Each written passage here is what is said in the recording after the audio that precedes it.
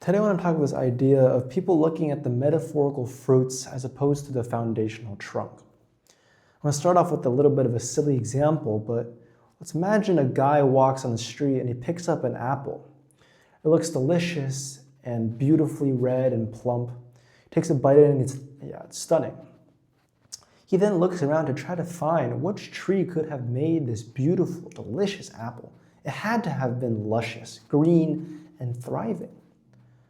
But then as he looked around, he saw that the only tree standing was this wry, withering, dry, almost dead-looking tree.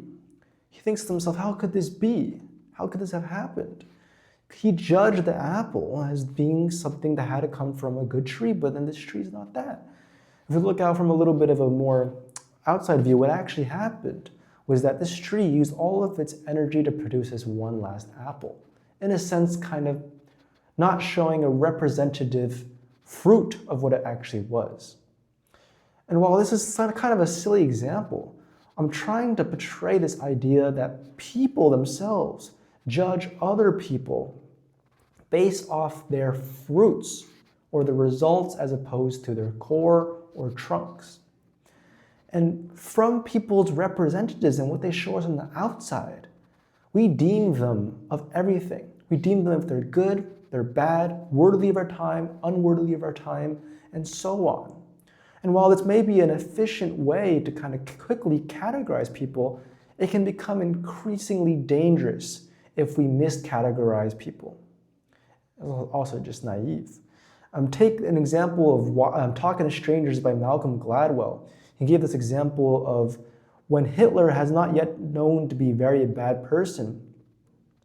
There was a meeting with Hitler from the UK Prime Minister Chamberlain and Hitler, and where Chamberlain really thought that Hitler had been a good person because Hitler on the outside was showing him a good quality, was putting up a good face.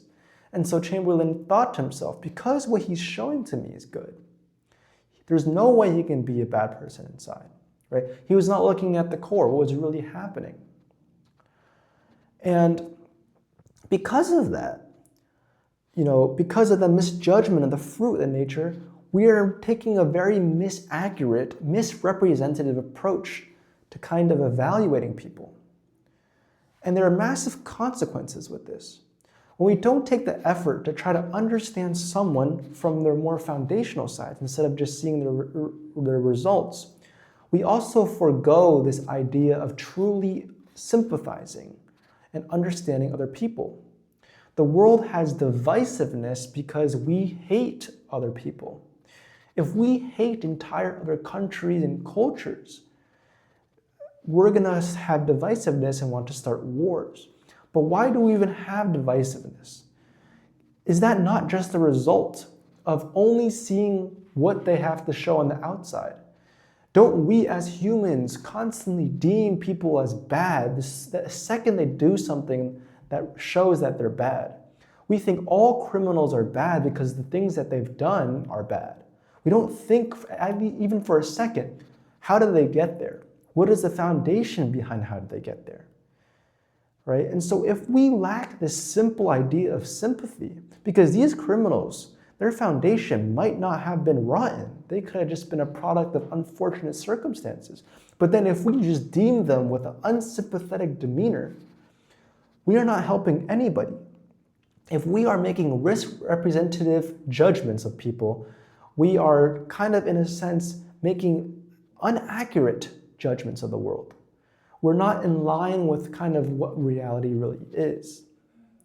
And so this poses this important idea of taking the effort to try to look past what people do on the outside and instead try to take a moment to see why the action could have occurred, what caused it, and who they really are on the inside.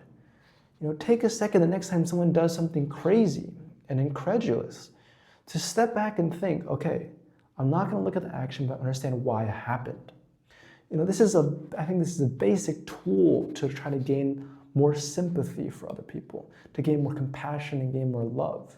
And I think it's a product of kind of illusory self that we have that makes us quickly deem other people a certain category and a certain, judgment.